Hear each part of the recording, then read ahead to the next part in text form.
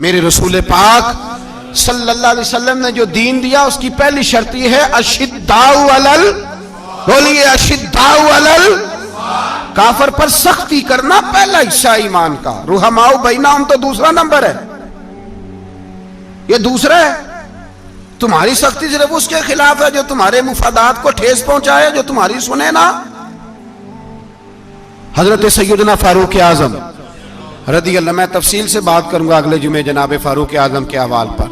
حضرت عمر فاروق رضی اللہ تعالیٰ عنہ بدر کے میدان میں جب نکلے نا، بدر میں، تو حضرت عمر سے حضور نے تجویز مانگی، فرمایا صف بندی کیسے کریں، کس طرح لڑنا ہے۔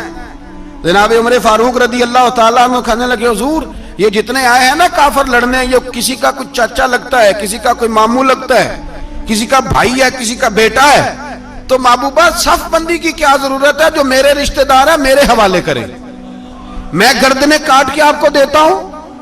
جو ابو بکر کے رشتہ دار ہے وہ ابو بکر کے حوالے کریں، وہ گردن کاٹ کے دے۔ جو علی کا کچھ لگتا ہے وہ علی کے حوالے کریں۔ ہم دنیا کو بتائیں گے کہ اشداء علل کفار، اشداء علل، اس کے لیے ہمارے پاس سختی ہے، کوئی نرمی۔ وہ ہمارا سگا بھی ہو تو اس کے حق میں کوئی نرمی۔ حضرت عمر نے اپنے سگے ماموں کی گردن کاٹی بدر کے دن، سگے ماموں کی۔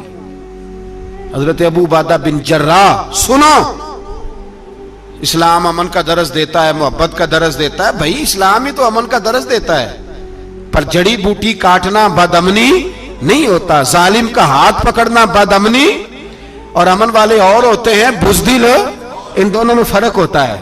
امن والا بننے کا کہا گیا ہے، بزدل بننے کا کہا۔ میرے نبی پاک نے جو بدر میں تلوار اٹھائی تھی، زرہ پہنی تھی، حضور علیہ السلام نے لوہے کی جیکٹ پہنی تھی، تو وہ بھی میرے رسول پاک نے امن کے لیے ہی پہنی تھی۔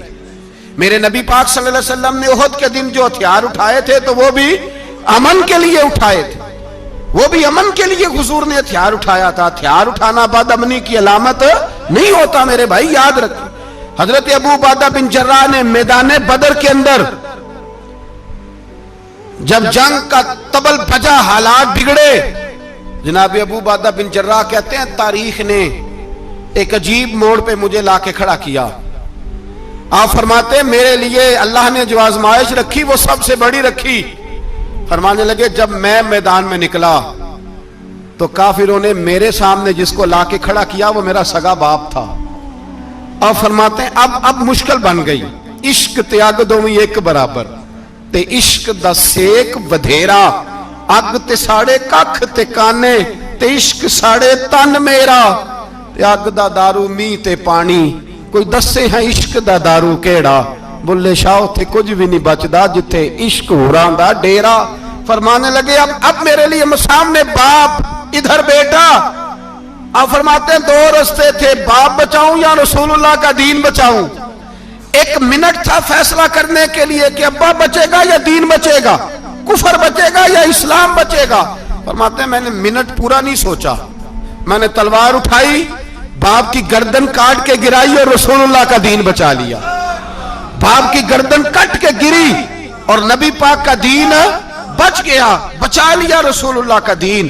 حضرت عمر نے ماموں کو مارا۔ حضرت مصعب ابن عمیر کہتے ہیں تاریخ مجھے بھی لا کے کھڑا کرتی ہے، بدر کے میدان میں تو کفر کا لبادہ اوڑھ کے جب سامنے آیا تو وہ میرا سگا بھائی تھا، سگا بھائی۔ ہزاروں قومیں وجود میں آئیں دہر میں خشک و تر کے رشتے سے، پر ہم نے بنیاد دوستی رکھی یاد خیر البشر کے رشتے سے۔ سگا بھائی کفر کا نمائندہ بن کے سامنے کھڑا ہوا۔ مجھے اکٹھے کھیلنا بھی یاد تھا، مجھے ایک برتن میں روٹی کھانا بھی یاد تھا، ایک ماں سے لوریاں سننا بھی یاد تھا۔ فرماتے ہیں یہ سارا کچھ یاد تھا، پر اسلام کے حق میں دیا ہوا خطبہ جو محمد عربی نے دیا تھا وہ بھی مجھے یاد تھا، مجھے رسول اللہ کی بتائی ہوئی باتیں بھی۔ فرماتے ہیں میں سارا کچھ بھول گیا، پر مجھے اپنے رسول کا پڑھایا ہوا سبق نہیں بولا، وہ مجھے یاد رہا۔ میں نے پھر سگے بھائی کی گردن کاٹی اور میں نے وہ گردن کاٹ کے حضور کے پاس پیش کی، اور میں نے دنیا کو بتایا کہ ہمارے لیے اصل وہ ہے جو ہمارے رسول ہمیں حکم ارشاد فرماتے ہیں۔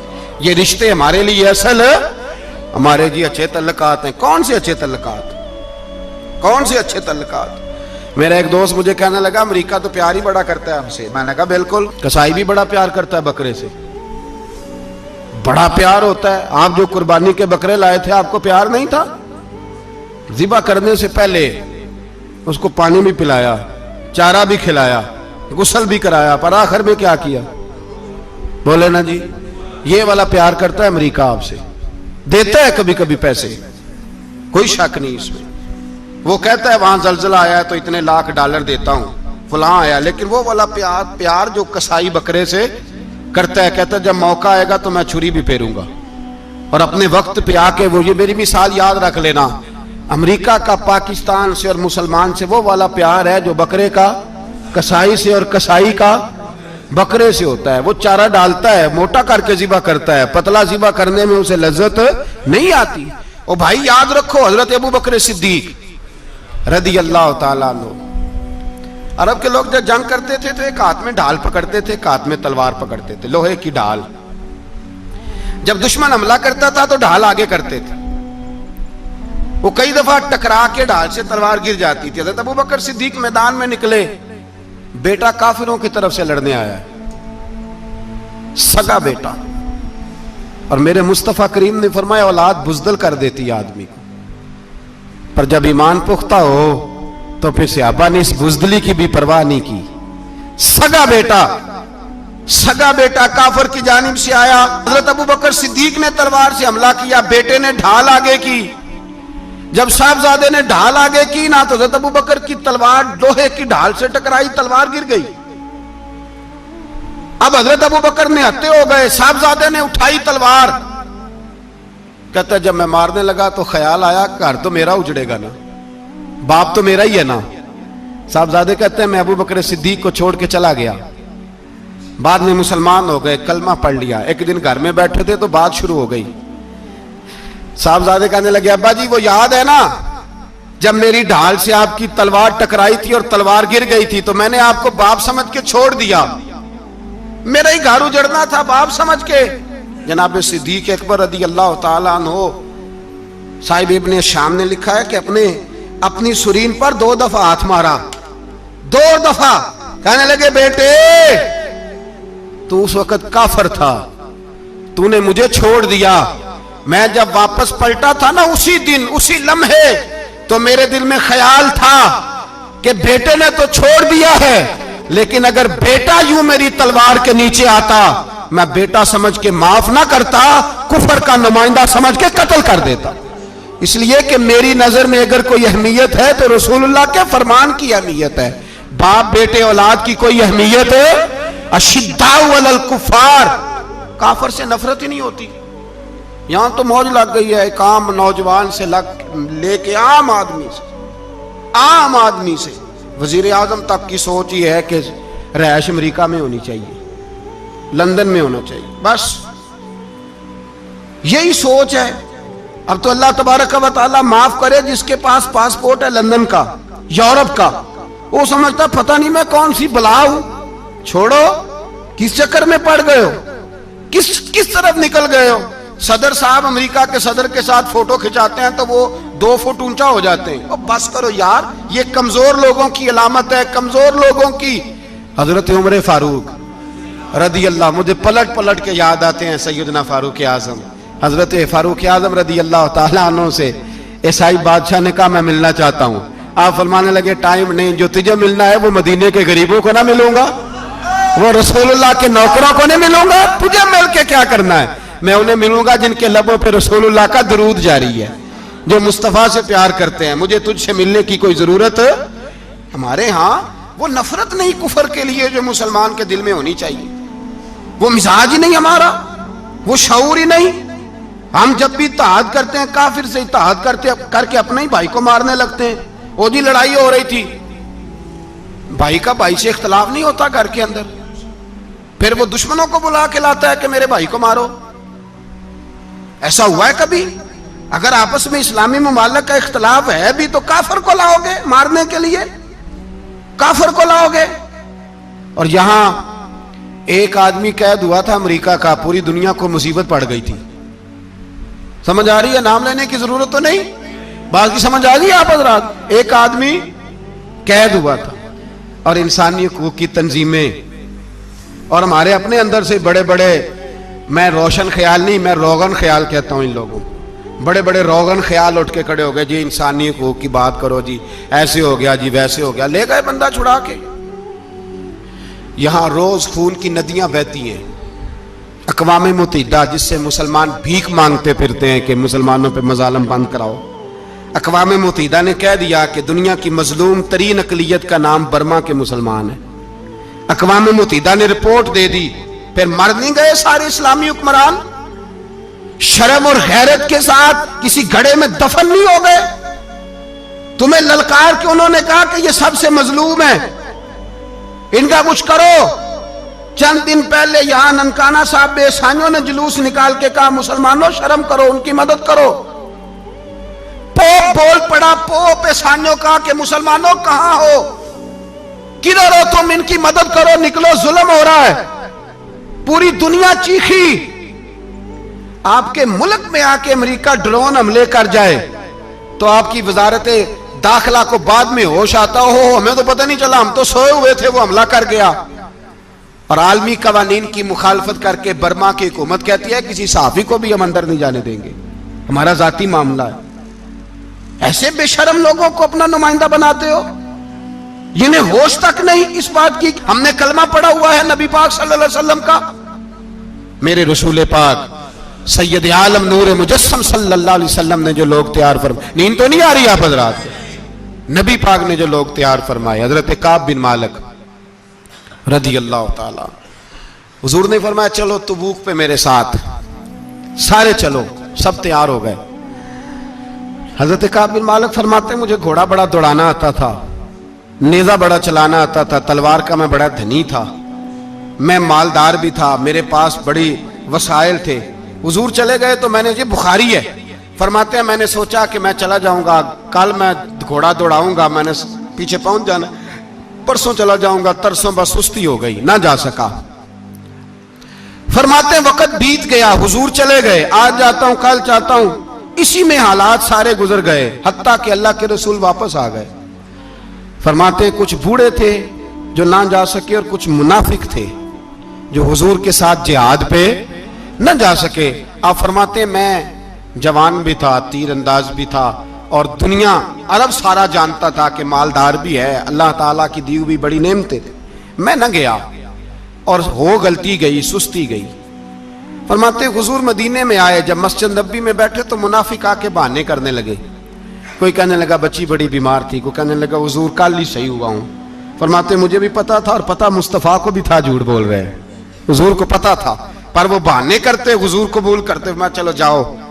کہا فرماتے ہیں ایک منٹ کے لیے مجھے بھی وسوسہ آیا کہ کوئی بہانہ نہ کر دوں، لیکن پھر میں نے سوچا بہانہ کس کے سامنے کروں، جسے اللہ تبارک و تعالیٰ نے نبوت کی آنکھ عطا فرمائی ہوئی ہے، اس محبوب کے سامنے بہانہ۔ اس خیال آیا مسلمان نیک و بد پہچان جاتے ہیں، محمد آدمی کے دل کی باتیں جان جاتے ہیں، کدھر بہانہ کروں، حضور کو تو سارا پتا ہے۔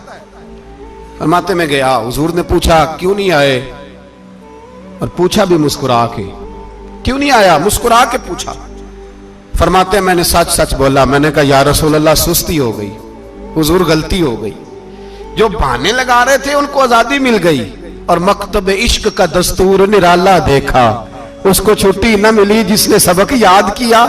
فرماتے ہیں ان کو چھٹی مل گئی، میں نے کہا حضور غلطی ہو گئی، تو نبی پاک نے فرمایا اس سے کوئی بندہ کلام نہ کرے، خبردار میرے ساتھ بھی گفتگو نہ کرنا۔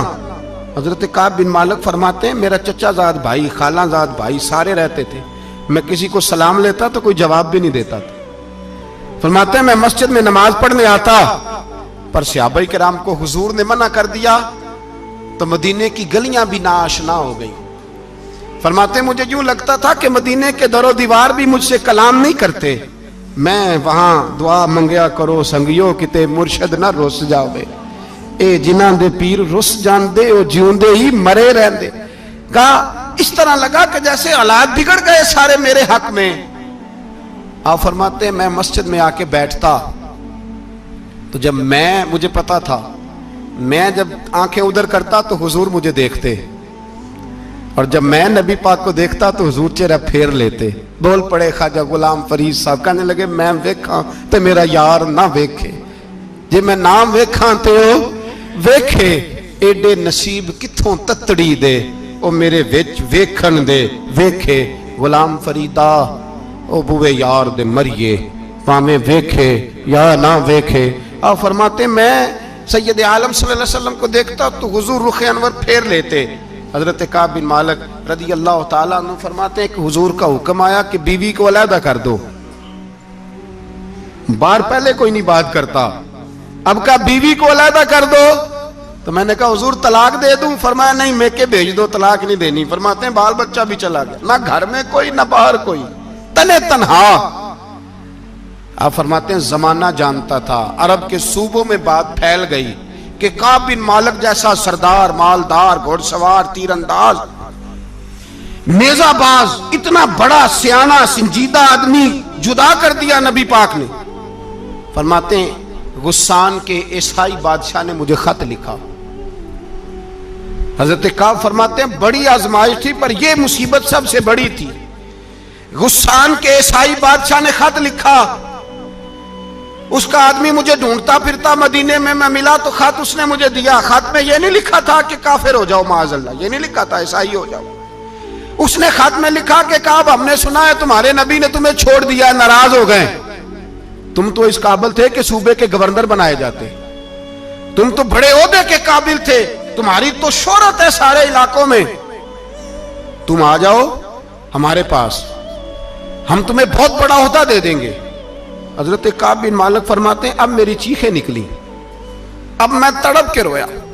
میں نے وہ اس کا خط پکڑا اور جلتے ہوئے تنور میں ڈالا اور مسجد نبی میں سر سجدے میں رکھ کے میں نے کہا اے اللہ میرا ایمان اتنا ہی مشکوک ہو گیا ہے کہ کافر کہتے ہیں میں ان کے ساتھ مل جاؤں گا. اے اللہ میرا ایمان اتنا مشکوک, کافر سمجھنے لگے ہیں کہ میں مسلمانوں کو چھوڑ کے ان سے اتحاد کروں گا. یہاں لوگ کہتے ہیں ہم نے پریشر کے لیے ان کو ساتھ ملایا, ہم نے پریشر کے لیے کافر سے سمجھوتا کرو گے, اپنے بھائی پر ظلم کرنے کے لیے بے ایمانوں کے ساتھ دوستی کرو گے. حضرت کعب بن مالک فرماتے میں نے تندور میں ڈالا, میں تڑپ کے رویا. میں نے کہا اے اللہ میرا اتنا امتحان نہ لے کہ کافر سوچنے لگے کہ میں اسے سمجھوتا کروں گا. اے اللہ مہربانی فرما, اتنا امتحان نہ لے. روتے روتے گھر گیا, سحری تک روتا رہا. ایک آدمی دوڑا آیا, کہنے لگا کعب جلدی چل, حضرت جبریل آ گئے ہیں, اللہ نے تیری توبہ قبول فرما لی ہے, رسول پاک نے تجھے یاد فرمایا ہے, چل آ جا.